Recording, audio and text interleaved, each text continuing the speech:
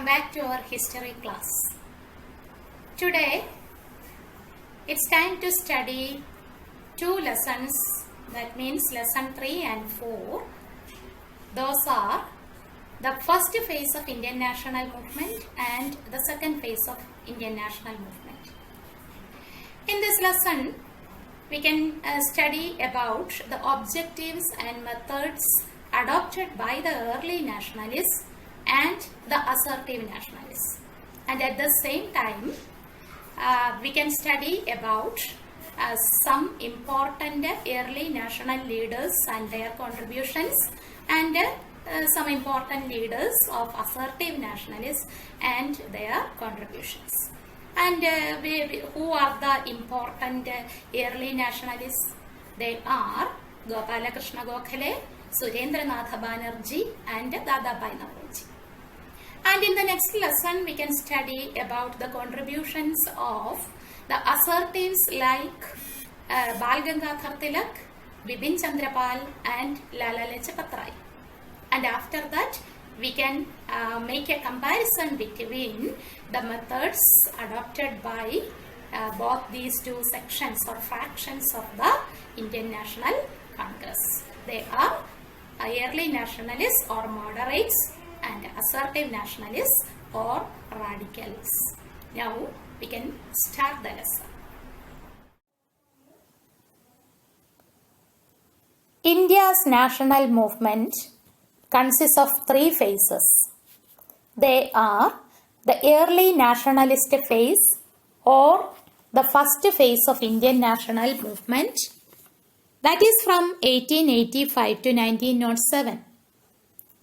Second phase is the assertive phase or the second phase of the Indian national movement, that is from 1907 to 1916. And the third phase was the Gandhian era from 1915 to 1947. And the early nationalists included leaders from all parts of the country as W.C. Banerjee, Rash Bihari Ghosh, Surendranath Banerjee and R.C. Dutt from Bengal, Dadabhai Naoroji, Gopalakrishna Gokhale, Firoz Shah Mehta and Justice Ranade from Maharashtra and Gujarat, P.R. Naidu, Subramanya Iyer and Ananda Charlu, they are from Andhra Pradesh and Tamil Nadu, and from Uttar Pradesh, Madan Mohan, Malavya, and so many liberal Englishmen like Hume and Wedderburn. All these were participants of Indian national movement at the early periods. And the early nationalist leaders who led the Congress and the national movement in its initial years were staunch believers in open-minded and moderate politics. They were staunch believers of the British. They had full faith in the British administration. And their main objectives or demands were categorized into four. They were constitutional reforms, economic reforms, administrative demands, and defense of civil rights.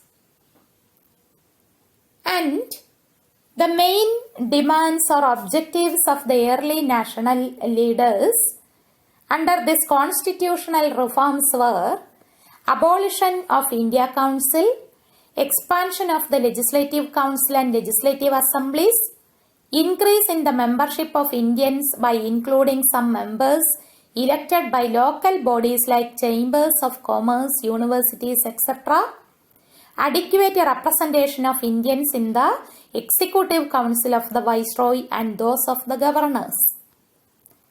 And so many demands or objectives were there under the economic reforms.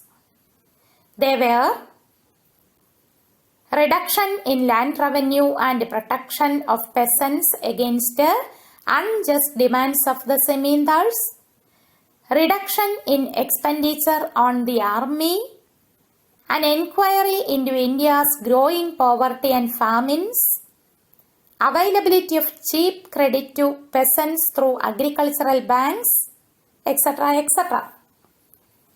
Then, under the administrative demands, there are so many objectives. Important ones were complete separation of executive and the judiciary, demand for Indianization of services through simultaneous Indian civil service examinations in England and India, increase in the powers of the local bodies and reduction of official control over them, repeal of the Arms Act and License Act, etc. And there are so many demands under the defense of civil rights. Important ones were removal of the restrictions imposed by the British government on the freedom of speech and freedom of the press, abolition of the Preventive Detention Act, restoration of individual liberties, restoration of right to assemble and form associations. And the next important part is the methods of the early nationalists. There were two sets of methods. They were first set of methods and the second set of methods. And the first set of methods were the early nationalists held meetings, speeches were made, passed resolutions, made use of the press to criticize the government, sent memorandums, sent petitions. They were the important methods come under the first set. And which were the important methods adopted as the second set? They made use of 3 P's. Which were these 3 P's? Petitions, prayers, and protests. Then deputations of Indian leaders were sent to Britain. And the main example for this deputation was Dadabhai Naoroji. Dadabhai Naoroji spent a major part of his life in Britain. For what purpose? To create awareness among the British people and politicians about the plight of the Indians. And the next method adopted was they published a weekly journal, India, from London. For what purpose? They published this weekly to present India's case before the British public. Okay, now we can move to the next important portion of this lesson. Contributions of the prominent early nationalists. Here we can study about the contributions of Dadabhai Naoroji, Gopalakrishna Gokhale and Surendranath Banerjee. First one, Dadabhai Naoroji. There are so many contributions come under this category, but here we can discuss some important ones. Dadabhai Naoroji founded the London India Society and he founded the East India Association in London. He passed several resolutions on self-government, boycott, Swadeshi and national education. He wrote a book, Poverty and Un-British Rule in India. And the next important nationalist leader was Gopalakrishna Gokhale. And now we can discuss his important contributions. Gopalakrishna Gokhale played an important role in the passage of Minto-Morley reforms. He set up the Servants of India Society. His efforts led to the reduction in toll tax, and he impressed the government to reduce the land tax. Now, we can discuss about one more person. He was Surendranath Banerjee. His contributions give important role in the growth of national movement. What were the contributions of Surendranath Banerjee? He established the Indian Association. He created an all India political organization, and at the same time he edited a newspaper named Bengali. He opposed the Arms Act and the Vernacular Press Act. Okay, this much is about the early national movement. Now, we can discuss about the second phase of the Indian national movement. Here, the second phase of Indian national movement started from 1905 and ended in 1916. And in 1905, what happened? Partition of Bengal happened. Now we can study about the causes of the partition of Bengal in 1905. Before that, we can study the person who partitioned Bengal into East Bengal and West Bengal. Who was he? He was Lord Curzon. And now we can study the causes of the partition of Bengal. The main motive for the partition of Bengal, according to the British rulers, was administrative necessity. They said that the province of Bengal was too big to be efficiently administered by a single provincial government. However, the officials who worked out the plan had either other concealed motives. The real motives behind the partition of Bengal were to stop the rising tide of nationalism, to reduce Bengalis to a minority in Bengal itself, and to divide the Hindus and the Muslims. Here on the screen you can see 5 causes. First 2 causes were the justifications of the partition of Bengal by the British officials. And the last 3 points were the real intention behind the or real causes behind the partition of Bengal. And what were the perspectives of the nationalists? They believed that it was a deliberate attempt to divide the Bengalis on religious and territorial grounds and thereby weaken nationalism in Bengal. And the administrative efficiency could have been better secured by separating Hindi-speaking Bihar and the Odia-speaking Odisha from the Bengali-speaking part of the province. And the partition was made without any regard for the public opinion. It hurts the sentiments of the sensitive Bengalis. These were the perspectives of the nationalists during that period. And what were the objectives of the assertive nationalists? The immediate attainment of Swaraj or complete independence was the main objective of the assertive nationalists.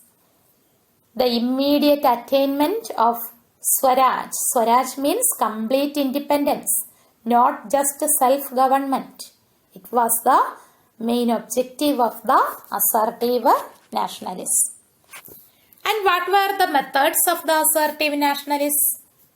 The assertive nationalists adopted some methods to fulfill their motives or objectives. Which were they? They were Swadeshi, boycott, national education, and passive resistance. Then what is Swadeshi? What do you mean by Swadeshi? Swadeshi means producing necessary items in one's own country and using them for one's use without being dependent on imported goods. The Swadeshi idea was popularized by occasional bonfires of foreign cloth, salt and sugar.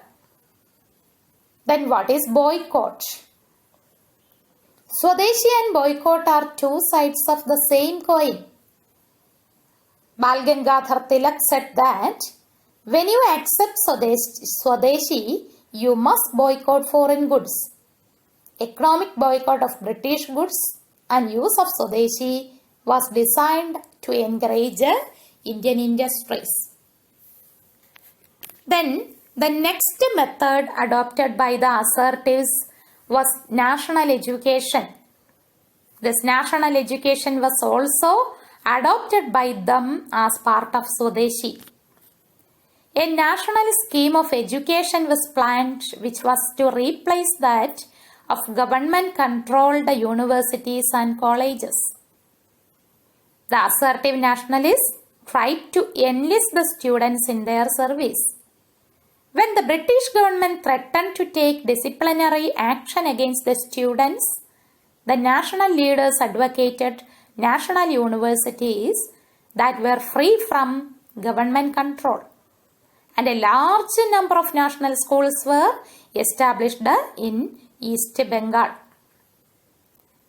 The next method adopted by the assertive nationalists was passive resistance.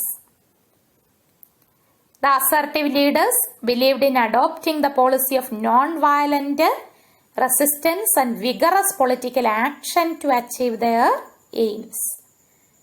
For that purpose, they asked the people to refuse to cooperate with the government, to boycott government service, courts, schools and colleges. And at the same time, they advocated courage, self-confidence and spirit of sacrifice to achieve their goal of Swaraj. And besides the above said methods, the other methods used by these leaders were revivalism, personal sacrifices, mass involvement. The most important methods were Swadeshi, boycott, national education and passive resistance, and the other methods adopted by the assertives were revivalism, personal sacrifices and mass involvement. These were the methods adopted by the assertive nationalists. Now we can make a comparison between the early nationalists and the assertive nationalists. The early nationalists wanted to achieve self-government and they strove for autonomy within the empire and not for absolute independence. But the assertives demanded absolute independence or Swaraj, complete independence. Early nationalists believed in constitutional methods and worked within the framework of the law. But the assertives were assertive in their approach. Early nationalists held good positions under the British government, but the assertives denounced the British rule and defied it. and the early nationalists had faith in the British sense of justice and fair play. But the assertives rejected British rule and held it responsible for poverty of the Indian people. Then the early nationalists received their support from the intelligentsia, but the assertive nationalists drew their support from the masses, that means the common people. The early nationalists were inspired by the idea of Western philosophers, but the assertives drew their inspiration from India's past. These were the comparison between the early nationalists and the assertive nationalists. Now, like the early nationalists, there were some assertive nationalists like Bal Gangadhar Tilak, Bipin Chandra Pal and Lala Lajpat Rai. Now we can study their contributions. First person, Bal Gangadhar Tilak.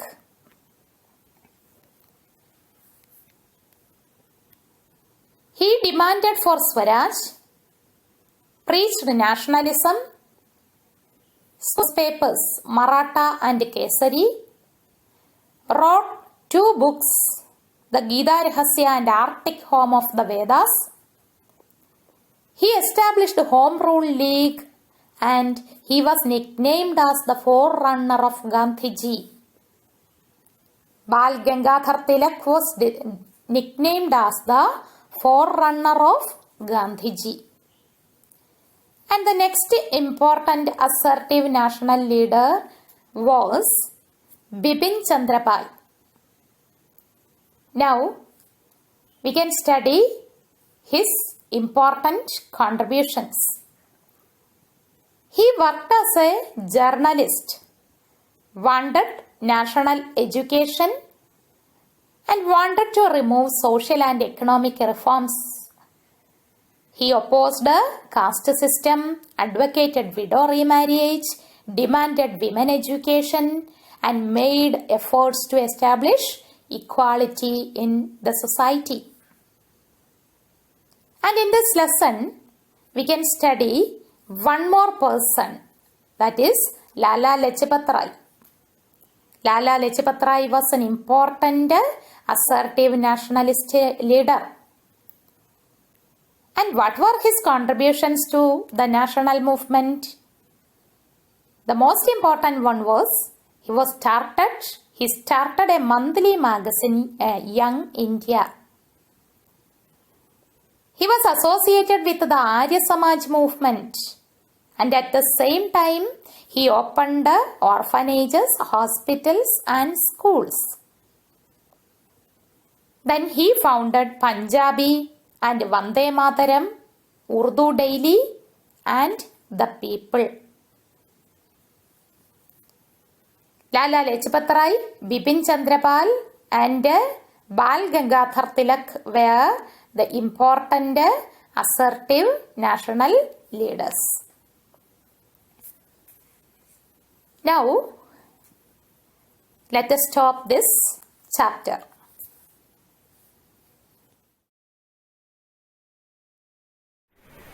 Okay, let us conclude the lesson. In this lesson, we discussed about the objectives and methods of early nationalists and assertives or radicals. And at the same time, we studied 2 contributions of the early national leaders like Dadabhai Naoroji, then Surendranath Banerjee and Gopalakrishna Gokhale. And at the same time, we studied 2 contributions of assertives or radicals like Bal Gangadhar Tilak, Bipin Chandra Pal and Lala Lajpat Rai. Okay, now in the next episode we can study civics. Okay, thank you students.